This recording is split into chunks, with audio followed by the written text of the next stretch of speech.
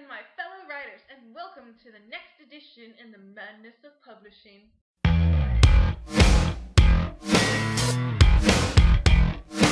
In my last video, I left you guys with the small task of telling me about your novel, and the reason for that is because today we are talking about the synopsis. I did say previously that the cover letter is the most crucial part of contacting agents. That is what needs to be perfect before you even think about sending anything off to agents, because that's the first thing they see. And if that is the most crucial part, then the synopsis is probably going to be the most mind-numbing, infuriating thing you'll do. What is a synopsis?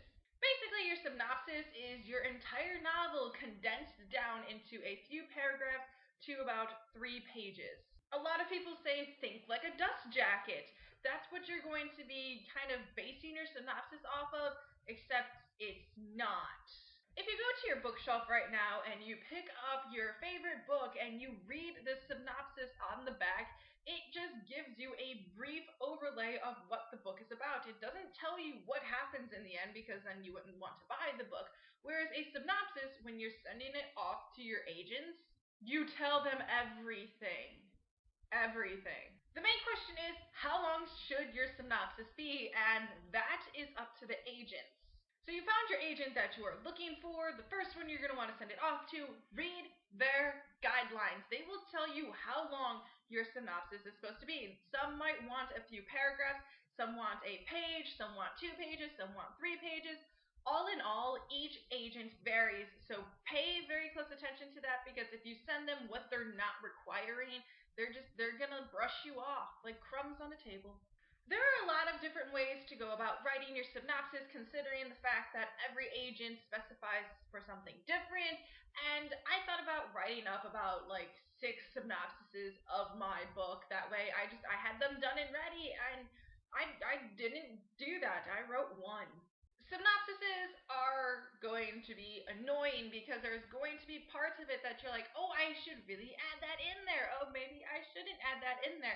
And you don't want to give away the ending, but you have to give away the ending. So it's a very tricky thing to go about doing, and it infuriates you, and you want to punch your screen or piece of paper wherever you're doing it at, and it's so much fun.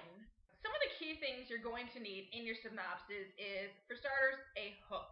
That's what your first paragraph is going to want to be. You want some form of a hook, something that gives an overall shadow of the entire story without letting anything out. The first paragraph, think like a dust jacket. What do you think is going to pull someone in, make them want to read your book? With that said, there are some things you do not want to start off with, and that could be a quote from your book. Don't do it. I mean, as much as you may love the quote, don't do it. Comparing your book to another book, like this is the next upcoming Harry Potter. No, don't do that either. After creating your hook, the next thing you're going to want to do is introduce the setting and introduce your main character, because why? Those are the 2 most important things that your agent's going to need to know. Afterwards, you're just telling the story of the major points that happen in the book, what happens to your main character, the climaxes, the downfalls, and most importantly, what happens in the end. If you have background characters, be careful of which ones you put in. Some of them might not be needed into the synopsis, some are needed in. For Hunted, my main character is Aisling, and she lives in a house with 3 other people who can control one of the 4 elements. You have Nadia, Peter, and Ryan. Because those 3 are constantly seen throughout the story, I had to add them into my synopsis because they do play a major role in the outcome. If you have a background character who does not play a major role, then don't add them in if they don't have any impact on what is happening to these characters, or at least a major impact. If they don't belong there in the end, if you don't see them ever again, if you only see them once, don't add them in. Only important ones that are seen throughout the story. Climaxes, yes, that is needed. You should have about 3 climaxes happen in the story, something that, makes the reader become really engaged in the story, and then it falls back down, and then it brings it back up. That's what you're going to want to add. Those are the main points in the story that your agent is going to be looking for, something that, pulls the reader along on this emotional roller coaster. The ending, yes, you do want to tell them about that. Do you want to give everything away? Not really. You still want some air of mystery, but you need to tell them how it ends. And if your book ends and continues on into another book, be sure to state that. So I said that I did my synopsis just once so far, and although that is technically true, I now have two synopsises because I was looking at agents and realized the one I want to send it off to first requires 2 pages, and initially I had 3 pages. In the attempt of writing more than one synopsis, I discovered that it was by far a hell of a lot easier just to write the maximum length. So if you pick out that one agent you really, really want to work with, or at least an agent where they require about 3 pages of a synopsis, write that out.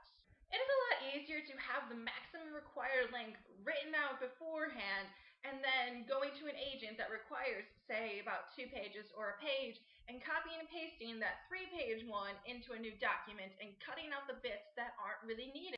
Through trial and error, I've realized that that is the best way to go about it. I'm trying to write more than one synopsis. It's just, you're gonna lose your mind.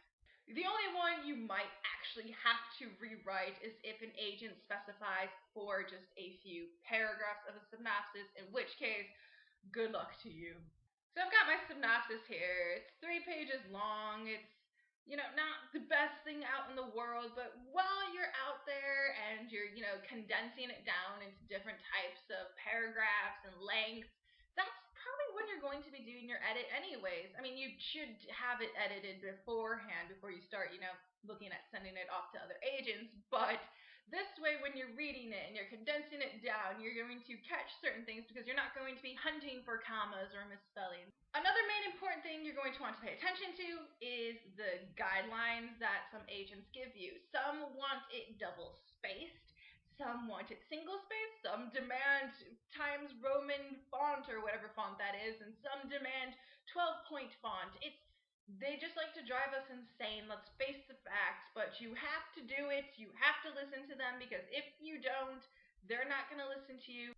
The guidelines are there to help us know what these agents are specifically looking for, so use them to your advantage. It will help you in the long run. So I'm just going to do a few paragraphs from my synopsis for you guys, give you guys the inside look as to what I have written and the points in which it should be there. Earth, air, fire, and water, 4 elements that make up the world, elements that humans should not be able to control or manipulate. In the Victorian world, there is a group of people who can control one of the 4 elements, bind them to their will.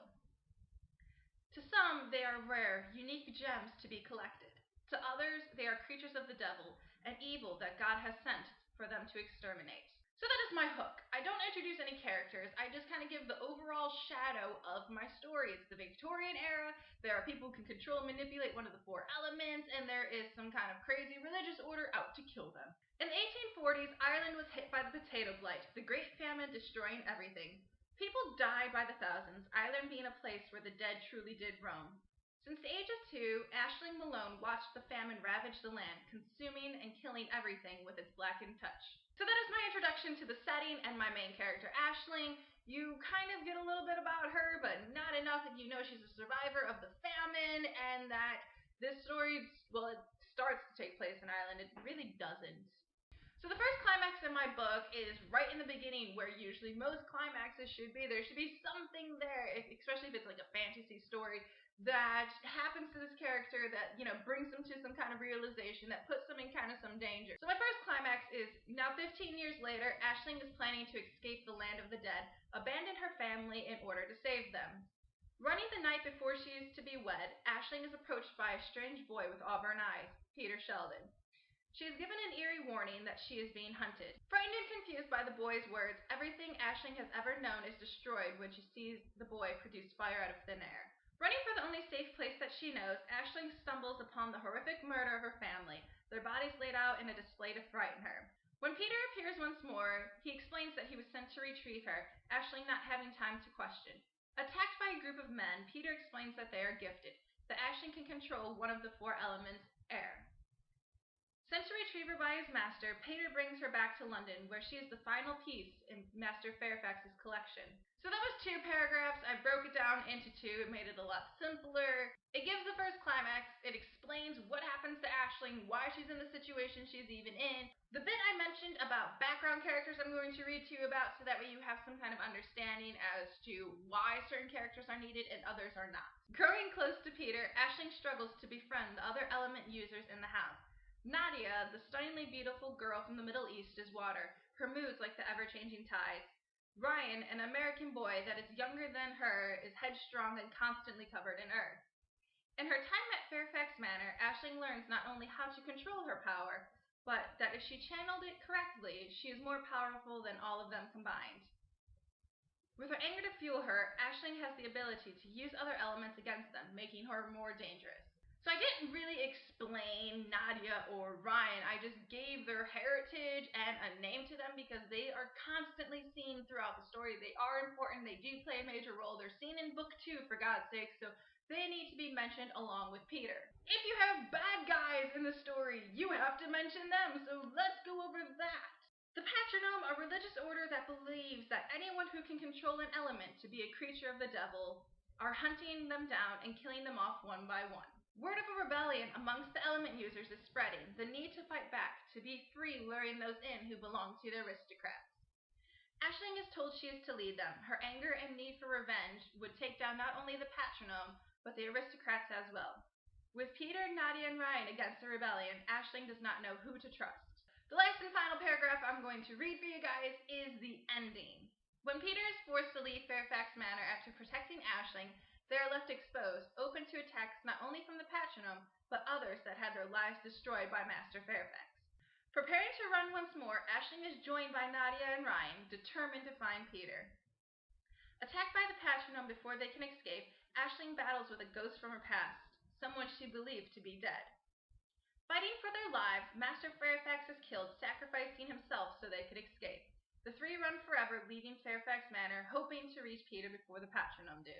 So that leaves it off on a hook, kind of signaling that, yeah, there's going to be a book 2, in which case, yes, I did state that in my cover letter that this is book 1 of the Natural Disaster Trilogy. So, this is basically what your synopsis is wanting to look like. I will type it off below for you guys, or at least a basic, paragraph by paragraph format for you guys, so that way you know what to add, what not to add. The synopsis is probably the least favorite part for a lot of authors to write, because no one likes condensing something down from about, 80,000 words into 2 pages. It's obscene, but we have to do it. So go off, write your synopsises, good luck with it, try different techniques, different ideas if you have to, collect your favorite books, read their dust jackets to get some kind of idea for a hook. Don't forget to pay very close attention to your agent's guidelines, and above all else, have fun with it. It is your novel after all. The next video I'm going to do for you guys is going to be about the first 3 chapters, which is the last and final thing you are going to be sending off to your agents. When contacting agents, you're sending off your cover letter and the body of the email, and you're going to attach the synopsis and the first 3 chapters in little files. And again, pay attention to what kind of files they want. Nothing's more infuriating than when you send off the wrong file and they tell you no because it's not in the right format. And until then, you guys, bye!